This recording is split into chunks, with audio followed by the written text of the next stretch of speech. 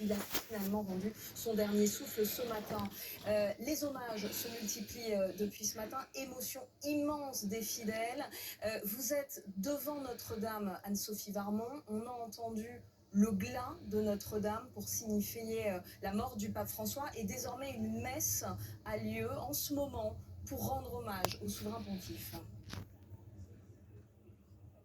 Oui, tout à fait, hein. Une messe qui a lieu en la cathédrale Notre-Dame, une messe qui a débuté à midi, qui va finir vers 13 heures. Alors, il faut savoir qu'elle a lieu tous les jours à midi, cette messe. Mais là, ce qui est exceptionnel, c'est qu'elle a été dédiée au décès du pape François pour lui rendre hommage. Et surtout, il y a un grand portrait qui a été installé au début de la nef et où on voit donc le pape François et ce grand portrait pour symboliser le fait que cette messe soit aujourd'hui en hommage de son décès. Alors, on a discuté avec beaucoup de personnes qui étaient ici, pas forcément des personnes qui étaient pratiquantes, mais aussi des touristes. Et tout ça fait bon, juste petite information, bon, il pleut à Porto Vecchio. Voilà, voilà quoi, c'est couvert, il pleut. Voilà, juste pour cette information. Maintenant, on repart voir le pape mort. C'est un événement très triste. Pour je redis, c'est ce matin, la mort du pape ce matin, c'est à 7h35 qu'il est mort.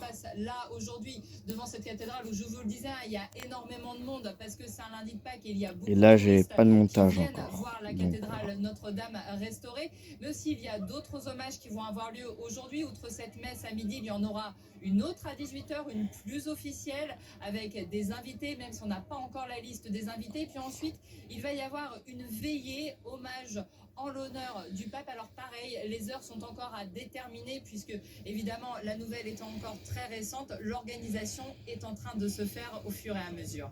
La tour Eiffel sera également éteinte ce soir en hommage au pape François. Le monde catholique, le monde entier se préparait à ce moment parce que le pape était très malade. Thierry Arnaud, il a été hospitalisé pendant plusieurs semaines. Et finalement, avec cette convalescence, cette volonté du pape, on a le sentiment que ce décès est presque inattendu.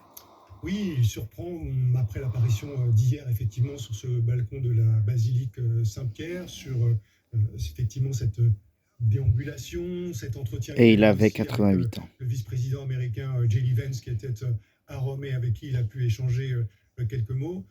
On le savait très affaibli.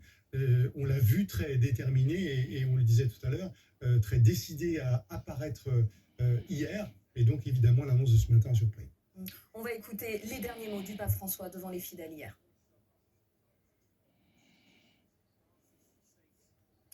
On va écouter les derniers mots du pape François dans un instant, mot très court parce qu'il voulait prononcer un discours qu'il n'a pas pu lire, Thierry Arnaud, et qu'il a fait lire par quelqu'un d'autre. Oui, il ne dit que quelques mots. Au fond, il vient souhaiter de joyeuses Pâques à tous les fidèles qui sont là réunis, et puis il passe la parole à celui qui est à ses côtés et auquel il demande de lire ce message.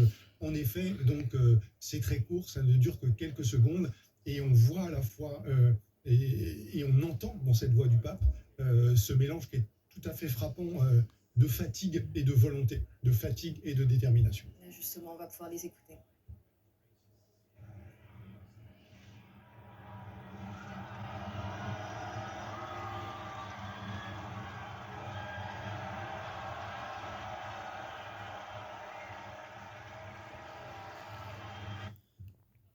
Cari fratelli e sorelle, buona Pasqua.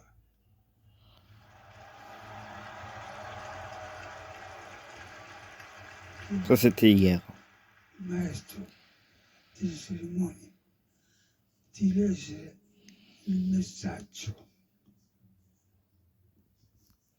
Image en direct du Vatican où il y a cette foule. Alors cette foule du lundi de Pâques également, ils ont été chanceux finalement, ces fidèles qui étaient là hier pour le week-end de Pâques. Oui, c'est sûr que ça va les marquer à vie, c'est forcément une grande émotion pour eux. Ça l'était déjà si le pape n'était pas décédé, mais là on imagine bien comment ça aura marqué cette foule. Il faut savoir qu'en fait le pape, ça faisait déjà quelques semaines, voire quelques mois qu'il avait pris cette habitude de ne pas prononcer les discours On était par exemple avec Philippine à Rome en janvier dernier encore. Il y avait une rencontre avec des journalistes qui était organisée. Il devait prendre la parole pour un long discours qui lui avait été préparé par son entourage, comme c'est l'habitude, dans la salle Paul VI du Vatican, devant des milliers de personnes venues du monde entier. Tout le monde dans ces cas-là a le souffle suspendu, est très heureux d'enfin voir le pape, et qu'est-ce qu'il va nous dire à nous qui sommes venus exprès pour le voir. Et puis là, sans aucun cérémonial particulier, il passe le papier derrière lui parce qu'il est juste à bout de souffle. Et on voit bien que jusqu'au bout, ça a été sa manière de faire. C'est vraiment de donner physiquement tout ce qu'il peut donner